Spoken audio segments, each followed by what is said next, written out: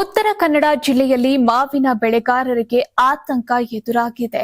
ಮುಂಡರಗೋಡು ತಾಲೂಕಿನ ಪಾಳ ಗ್ರಾಮದಲ್ಲಿ ಮಾವಿನ ನೆನೆ ಅಂದ್ರೆ ಮಾವಿನ ಹೂ ಮೊಗ್ಗು ಭಾರಿ ಪ್ರಮಾಣದಲ್ಲಿ ಹಾನಿಗೀಡಾಗುತ್ತಿವೆ. ಇಬ್ಬನಿ ಹಾಗೂ ಕೀಟಬಾಧೆ ರೋಗದ ಪರಿಣಾಮ ಮಾವಿನ ನೆನೆ ಸಂಪೂರ್ಣವಾಗಿ ಸುಟ್ಟು ಹೋಗುತ್ತಿವೆ ಅಂತ ರೈತರು ಕಂಗಾಲಾಗಿದ್ದಾರೆ. ಪಾಳ ಸಮಸ್ತ ರೈತರ ಪರವಾಗಿ ಇವತ್ತು ನಾನು ಸರ್ಕಾರಕ್ಕೆ ಮತ್ತು ಕೃಷಿ ಸಚಿವರಿಗೆ ತೋಟಗಾರಿ ಇಲಾಖೆಯವರಿಗೆ ಗಮನಕ್ಕೆ ತರಂಥ ವಿಚಾರ ಏನಂತ ಹೇಳಿದರೆ, ಪ್ರತಿ ವರ್ಷ ಇಬ್ಬನಿ ಅಕ್ಟೋಬರ್, ನವಂಬರ್, ಡಿಸೆಂಬರ್ವರೆಗೂ ಮಾತ್ರ ಇರ್ತಿತ್ತು. ಈ ಸಲ ಫೆಬ್ರವರಿವರೆಗೂ ನೀರಿನ ಇಬ್ಬನಿ ಅಷ್ಟೇ ಅಲ್ಲ, ಅದರ ಜೊತೆಗೆ ಅಂಟಿನ ಇಬ್ಬನಿ ಬಿತ್ಕೊಂಡು ಎಲ್ಲ ಮಾವಿನ ಗಿಡ ಸುಟ್ಟು ನಾಶ ಆಗ್ತಾ ಐತಿ. ಇದರ ಸಲುವಾಗಿ ಪಕ್ಕದ ತಾಲೂಕು ಮತ್ತು ಜಿಲ್ಲೆ ಒಳಗೆ ಇನ್ಶೂರೆನ್ಸ್ ಸವಲತ್ತಿದೆ. ನಮ್ಮ ತಾಲೂಕಿನಾಗ, ನಮ್ಮ ಜಿಲ್ಲೆ ಒಳಗೆ ಆ ಇನ್ಶೂರೆನ್ಸ್ ಸೌಲಭ್ಯ ಇರೋದಿಲ್ಲ.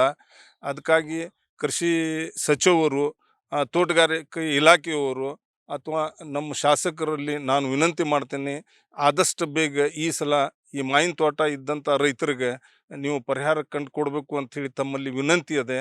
ನಾವು ಪಾಳ ಭಾಗದಲ್ಲಿ, ವಿಶೇಷವಾಗಿ ಪಾಳ ಭಾಗದಲ್ಲಿ 100ಕ್ಕೆ 100ರಷ್ಟು ಕೊಪ್ಪಳ ಇದ್ದಿದ್ದು ಏರಿಯಾ ಇದು. ಅದರೊಳಗೆ 60ರಿಂದ 70% ಕೊಪ್ಪಳ ತೆಗಿತಾ ಇದ್ದೀವಿ. ಆಲ್ರೆಡಿ ನಮ್ಮ ಅಕ್ಕಪಕ್ಕದಾಗ ಎಲ್ಲ ಕೊಪ್ಪಳ ಕಡ್ದಿದ್ದಾರೆ. ಯಾಕಂದ್ರೆ ನಮ್ಗೆ ಇನ್ಶೂರೆನ್ಸ್ ಅಥವಾ ಯಾವುದೂ ಸವಲತ್ತು ಇಲ್ಲದ ಕಾರಣಕ್ಕೆ ನಾವು ಕಡಿತಾ ಇದ್ದೀವಿ.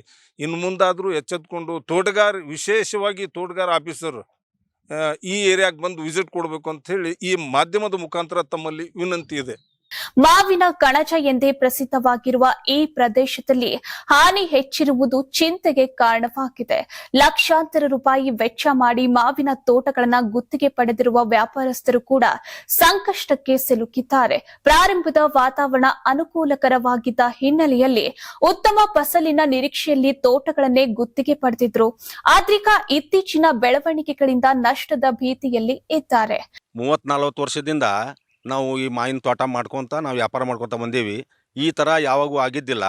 ಈ ಸಲ ನೋಡಿದರೆ ಸಿಕ್ಕಾಪಟ್ಟಿ ಇಬ್ಬನಿ ಬಿದ್ದು ನವಂಬರ್, ಡಿಸೆಂಬರ್ದಿಂದ ನಾವು ಔಷಧಿ ಹೊಡೆದ್ರು ಇನ್ನೂ ಮಟ್ಟ ಏನು ಇದು ಅಂಟು ಇಬ್ಬನಿದು ಏನು ಕಡಿಮೆ ಆಗಲಿಲ್ಲ. ಈಗ ಈ ತೋಟದಾಗ ನಿಂತಿದ್ದ ತೋಟ ಇದಕ್ಕೆ 3 ಲಕ್ಷ ರೂಪಾಯಿ ಕೊಟ್ಟು ನಾವು ತೋಟ ಹಿಡಿದೀವಿ. ಈಗ ಆಲ್ರೆಡಿ ನಾವು 1.5 ಲಕ್ಷ ರೂಪಾಯಿ ಔಷಧಿ ಹೊಡೆದೀವಿ, 1 ಲಕ್ಷ ರೂಪಾಯಿ ಅವ್ರು ಕೊಟ್ಟೇವಿ. ಈಗ ಅವರು ಮಾಲಕರು ಏನಾರ ಸ್ವಲ್ಪ ಕಡಿಮೆ ಮಾಡಿರಿ ಅಂದ್ರೆ ಅವ್ರು ಏನು ಕಡಿಮೆ ಮಾಡ್ತಾ ಇಲ್ಲ. ಈಗ ನಾವು ಏನು ಮಾಡ್ಬೇಕಂತೇಳಿ ನಮ್ಗೆ ತಿಳಿದಂಗೆ ಆಗೈತಿ. ಅದರ ಸಲುವಾಗಿ ನಮಗೆ ಗೌರ್ಮೆಂಟಿಂದ ಸ್ವಲ್ಪ ಏನಾರ ಸವಲತ್ತು ಮಾಡಿಕೊಡ್ರಿ.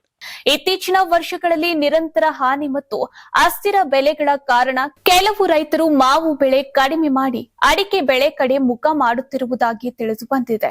ಸ್ಥಳೀಯ ರೈತರು ಕೃಷಿ ಇಲಾಖೆ ತಕ್ಷಣ ಸ್ಥಳ ಪರಿಶೀಲನೆ ನಡೆಸಿ ಪರಿಹಾರ ಕ್ರಮ ಕೈಗೊಳ್ಳಬೇಕೆಂದು ಒತ್ತಾಯಿಸಿದ್ದಾರೆ. ಇರ್ಫಾನ್, ಕರ್ನಾಟಕ ಟಿವಿ, ಕೊಪ್ಪಳ. ಯಾರಾಗ್ತಾರೆ ಎಂಎಲ್ಎ ಅಭ್ಯರ್ಥಿ 2028 ಶೀಘ್ರದಲ್ಲೇ.